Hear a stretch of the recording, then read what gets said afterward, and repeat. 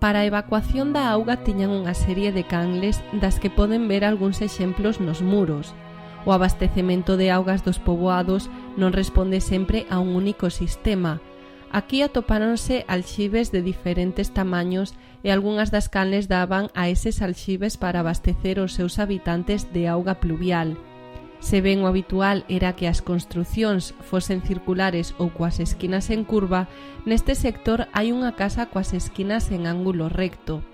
Pode que fose para diferenciarse do resto, pretendendo indicar certo estatus ou por influenza romana.